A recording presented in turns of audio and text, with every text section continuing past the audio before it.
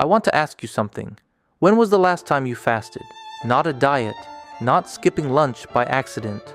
A real, intentional fast, the way Scripture describes it. Because what I'm about to share with you changed the way I think about fasting forever. Let's get into it. What if one of the most powerful healing mechanisms ever discovered by modern science was commanded by God thousands of years before a single laboratory existed?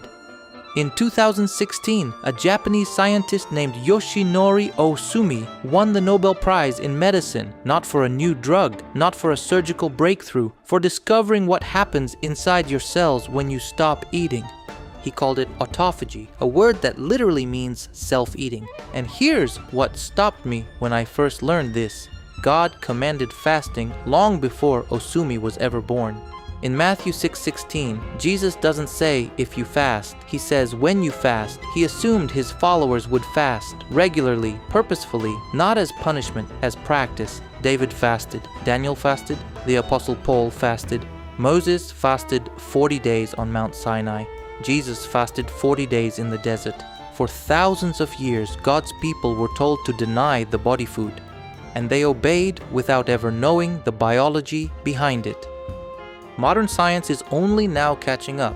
By the end of this video, you'll understand exactly what autophagy is, why biblical fasting triggers it, how the Daniel fast was clinically validated in peer-reviewed research, and how to implement a fasting protocol that honors both your faith and your body. If that's the kind of content you're looking for, subscribe to the Temple Lifestyle so you never miss another revelation about biblical health. Let's begin.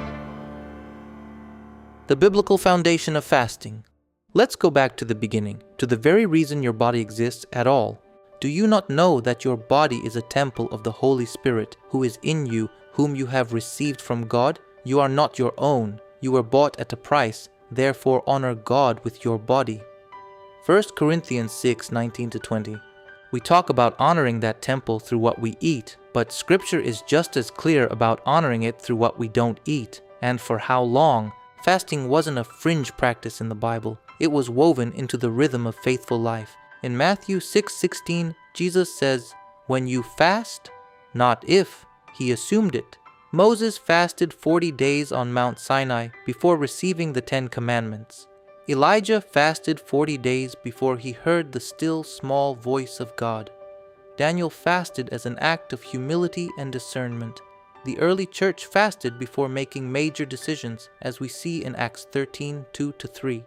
Here's what's remarkable. In every one of these accounts, fasting isn't framed as deprivation. It's framed as preparation, a clearing of space, physically and spiritually, for something greater to happen. For thousands of years, we assumed that something greater was purely spiritual, a sharpening of focus, a humbling of the body before God. What we didn't know, what no one could have known until the last decade of medical research, is that something measurable, something biological, is also happening inside every cell of your body during that fast. That's where autophagy comes in, and that's where we're going next. What is autophagy? In 2016, Dr. Yoshinori Ohsumi received the Nobel Prize in Physiology or Medicine for something that sounds almost too simple to be revolutionary. He discovered how your cells clean themselves. The term he used, autophagy, comes from Greek, auto meaning self, phagy meaning eating, self-eating. Here's what's actually happening. Every cell in your body accumulates damage over time, misfolded proteins, dysfunctional mitochondria, cellular debris. Under normal conditions, your cells are too busy processing the constant stream of incoming food to deal with this buildup. But when you stop eating, when you genuinely fast for an extended period, something shifts. Your body senses the absence of incoming nutrients and switches from growth mode into what researchers call repair mode. In repair mode, your cells begin forming small structures called autophagosomes. Think of them as biological garbage trucks. They surround the damaged components inside your cells, break them down, and either dispose of them or recycle the usable parts into new, healthy cellular material. This isn't a theory, it's documented peer-reviewed cellular biology. Research published in the journal Nature has shown that autophagy typically begins to activate somewhere between 16 and 24 hours into a fast, depending on the individual. The longer the fast continues within safe limits, the more extensively this cellular cleanup process operates, and the implications go far beyond just feeling lighter.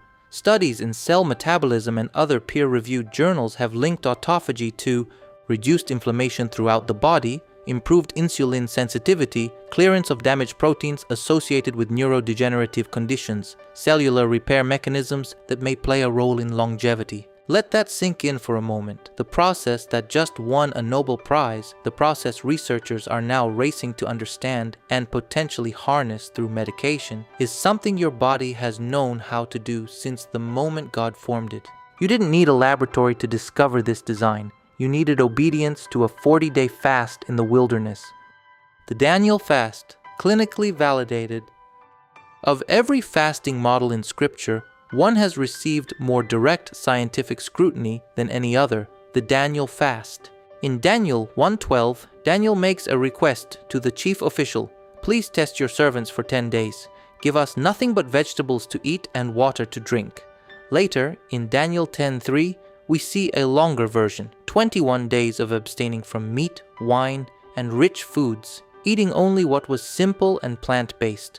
This wasn't random self-denial, it was a deliberate dietary discipline, and modern researchers have actually put it to the test. A study published in the Journal of the American College of Nutrition examined participants following a Daniel fast protocol: whole foods, fruits, vegetables, legumes, whole grains, water only, no meat, no dairy, no processed foods, no added sugar for a defined period. The results were measurable. Participants showed significant reductions in total cholesterol and LDL cholesterol. Blood pressure dropped. Blood glucose levels improved. Inflammatory markers, including C-reactive protein, a key indicator of systemic inflammation, decreased significantly. This is important to understand correctly. The Daniel fast isn't a prolonged, water-only fast in the way Moses or Elijah practiced.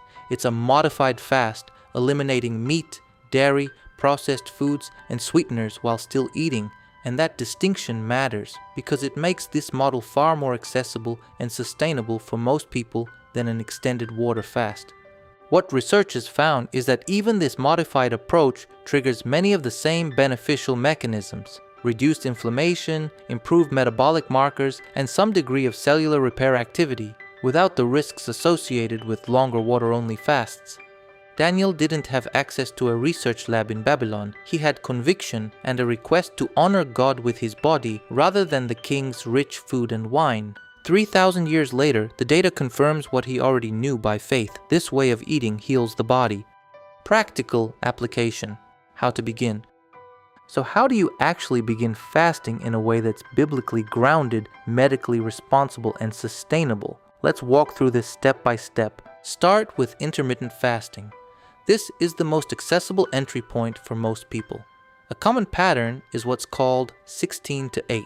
You eat within an 8-hour window and fast for the remaining 16 hours, including overnight sleep. For many people, this simply means skipping breakfast and having your first meal at noon. Research suggests autophagy markers begin rising as you approach the later hours of that fasting window. Progress toward the Daniel fast. Once intermittent fasting feels manageable, consider a Daniel fast period.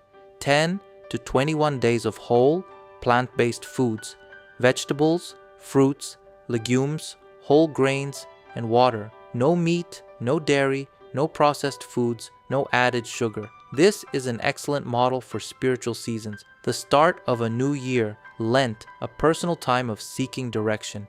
Consider an extended fast, only with preparation and guidance. Water-only fasts of 24 to 72 hours produce the most pronounced autophagy activation, but they also carry real physiological demands.